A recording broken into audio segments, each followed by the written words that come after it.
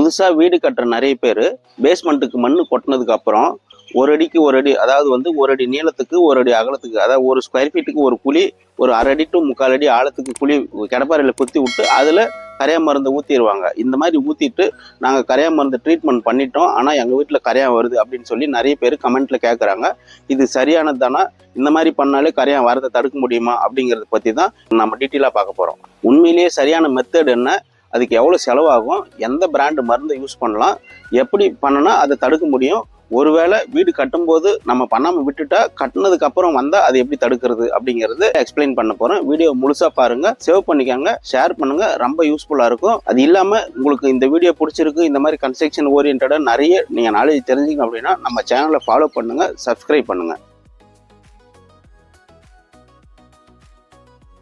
பொதுவா ஒரு 1000 square feet வீடு கட்டுறோம் அப்படின்னு சொன்னா பேஸ்மெண்ட் எல்லாம் கம்ப்ளீட் பண்ணதுக்கு அப்புறம் மண்ணு கொட்டி கன்சல்டேஷன் பண்ணிட்டு அதுல ஒரு ஸ்கொயர் ஃபீட்டுக்கு ஒரு குழியை போட்டு அந்த குழியை வந்து 1/2 அடி டு 3/4 அடி ஆழத்துக்கு மட்டும் குத்திட்டு அதுல மருந்து ஊத்திடுவாங்க. இந்த மாதிரி போடுறதுனாலே நம்ம வந்துட்டு கரையா மருந்து தெளிச்சிட்டோம், அதனால நம்ம வீட்டு கரையா வராது அப்படின்னு நினைச்சுக்கிறாங்க. இது உண்மையிலே சரின்னா ரொம்ப தவறு. ஏன்னா இது வந்து ஒரு கண் துடைப்புக்காக பண்றதுதான். நாங்களும் கரையா மருந்து ஊத்தி இருக்கோம், எங்க சைட்லயும் கரையா மருந்து ட்ரீட்மெண்ட் பண்ணியாச்சு அப்படின்னு ஒரு சாட்டிஸ்பேக்ஷனுக்காக கான்ட்ராக்டர் பண்றது. ஆனா ப்ராப்பரா எப்படி பண்ணணும் அப்படின்னா, ஃபர்ஸ்ட் பூட்டிங் குழி எடுத்த உடனே குழியிலேயே வந்து கரையா மருந்து ஸ்ப்ரே பண்ணணும். ஸ்ப்ரே மீன்ஸ் வந்து ஸ்ப்ரேனா பாட்டில போட்டு ஸ்ப்ரே அடிக்க கூடாது. நம்ம வாசல் தெளிக்கிற மாதிரி வந்து அந்த குழி ஃபுல்லாவே மருந்து தெளிச்சு விடணும். தெளிச்சுட்டு அதுக்கப்புறம் தான் பிசிசி போடணும். பிசிசி போட்டதுக்கு அப்புறமும் பூட்டிங் காங்கிரீட் போடுறதுக்கு முன்னாடி ஒரு டைம் வந்து மருந்து தெளிச்சு விடணும். அப்புறம் மேல பூட்டிங் போட்டு மேல கொண்டு வந்ததுக்கு அப்புறம் நேச்சுரல் கிரவுண்ட்ல பேஸ்மெண்ட் போறதுக்கு முன்னாடி கிரவுண்ட் லெவல்லையும் மருந்து தெளிக்கணும்.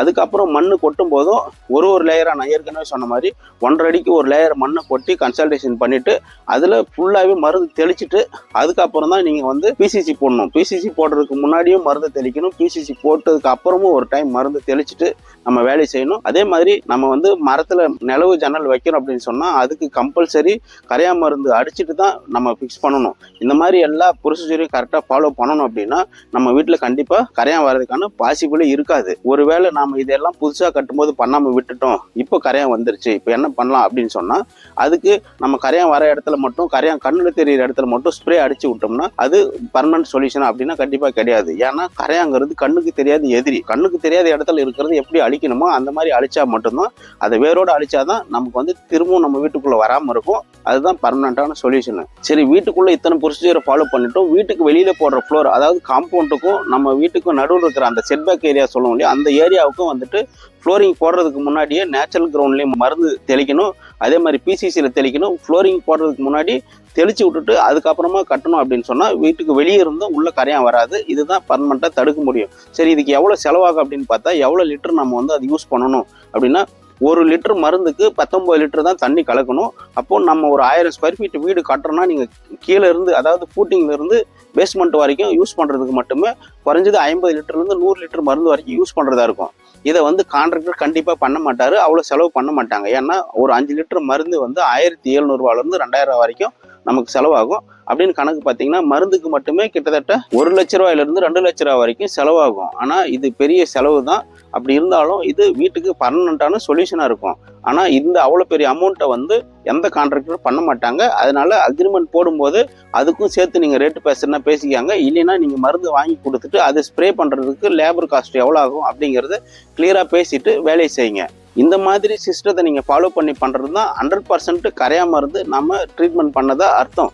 அதை விட்டுட்டு நம்ம வெறும் 5 லிட்டரோ இல்லை 10 லிட்டரோ தண்ணியில கலந்து சுத்தி ஊத்திட்டோ இல்லை குழியை போட்டு ஊத்திட்டு நாங்க வந்து கரையா மருந்து ட்ரீட்மெண்ட் பண்ணிட்டோம், அப்படி பண்ணி எங்க வீட்டுல கரையா வருது அப்படின்னு சொன்னா அது வந்து சரியான முறை கிடையாது.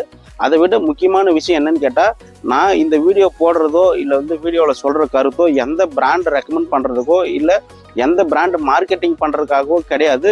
முழுக்க வீடு கட்டுறவங்க எல்லாரும் சேஃபா இருக்கணும், அவங்க வந்து கட்டினதுக்கு அப்புறம் சிரமப்படக்கூடாது, வேஸ்ட் செலவாகக்கூடாது அப்படிங்கிற நோக்கத்துல தான் இந்த வீடியோவே போடுறோம். நம்ம சேனலோட நோக்கமும் அதுதான். நம்ம சேனலோட நோக்கமே எல்லாருக்கும் நல்ல வீடு தரமா கிடைக்கணும், அதுக்கு அவங்களுக்கு தெரியாத விஷயத்த நம்ம தெரியப்படுத்தணும் அப்படிங்கிற நோக்கத்துல மட்டும்தான் நம்ம இதை பண்றோம். ஜென்ரலா கரையா மருந்து ப்ராப்பரா யூஸ் பண்ணோம் அப்படின்னா ஸ்கொயர் ஃபீட்டுக்கு 20 ரூபாயில இருந்து 50 ரூபா வரைக்கும் செலவாகும். அதே மாதிரி எந்த பிராண்டு மருந்து யூஸ் பண்ணலாம், எந்த பிராண்ட் நல்லா இருக்கும் அப்படிங்கிறது டிஸ்கிரிப்ஷன்ல டீட்டெயிலாக கொடுத்துருங்க, அதை பார்த்து தெரிஞ்சுக்காங்க. அப்படி உங்களுக்கு டவுட்டாக இருந்தால் கமெண்ட்ல கேளுங்க, சொல்கிறேன். சரி, இதெல்லாம் கட்டுறதுக்கு முன்னாடி பண்ணுற ட்ரீட்மெண்ட்டு, கட்டி முடிச்ச வீட்டில் கரையா வந்தால் அது எப்படி தடுக்கிறது, அப்படின்னா அது வந்து நிறைய பேர் என்ன பண்ணுறாங்கன்னா கரையான் கண்ணுக்கு தெரியிற இடத்துல மட்டும் ஸ்ப்ரேவை அடிச்சுட்டு திரும்ப திரும்ப எங்கள் வீட்டுக்கு கரையான் வருது இல்லைன்னா ட்ரீட்மெண்ட் பண்ணுறவங்கள கூப்பிட்டு அவங்கள ப்ராப்பராக பண்ணாமல் அவங்க ஏதோ ஒரு இடத்துல பண்ணி விட்டுட்டு அவங்க ஏமாற்றிட்டு பணம் வாங்கிட்டு போகிறனால நாங்கள் பண்ணணும் 6 மாதத்துக்கு ஒரு முறை 3 மாதத்துக்கு ஒரு முறை வருது அப்படின்னு நிறைய கமெண்ட்டில் சொல்கிறாங்க.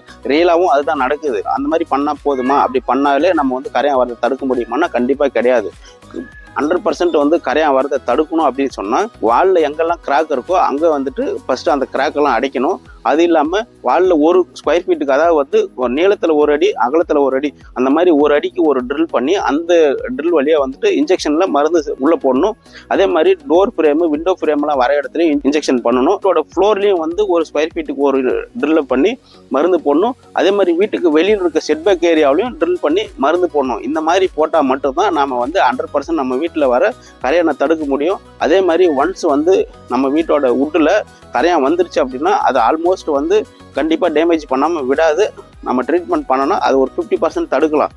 அந்த மாதிரி வந்துருச்சு அப்படின்னா அதை ரிமூவ் பண்ணிவிட்டு திரும்ப வந்து நம்ம புதுசாக வைக்கும்போது கண்டிப்பாக கரையான் மருந்து அப்ளை பண்ணிவிட்டு அந்த செவுத்துக்கும் சரி அந்த வுட்டுக்கும் சரி கரையான் மருந்து அப்ளை பண்ணிவிட்டு வச்சா மட்டும்தான் கரையான் வராமல் இருக்கும். அதே மாதிரி நம்ம வீட்டோட சேம்பர் ஏரியாவையோ வீட்டுக்கு வெளியில் இருக்க ஏரியாவை மோஸ்ட்லி ஈரம் அதிகமாக இல்லாமல் நம்ம வந்து பார்த்துக்கிட்டா கரையான் வரதை அவாய்ட் பண்ண முடியும். இதுதான் பர்மனன்ட் ட்ரீட்மெண்ட்டு கரையானை தடுக்கிறதுக்கு. அதை விட்டுட்டு நம்ம வந்து டெம்பரரியாக ஸ்ப்ரே பண்ணுறதோ இல்லை வந்து கண்ணுக்கு தெரிஞ்ச இடத்துல மட்டும் பண்ணுறதால கரையானை தடுக்க முடியாது.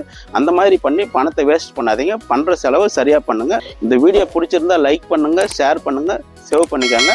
நன்றி. நான் சசிகுமார், சிவில் இன்ஜினியர்.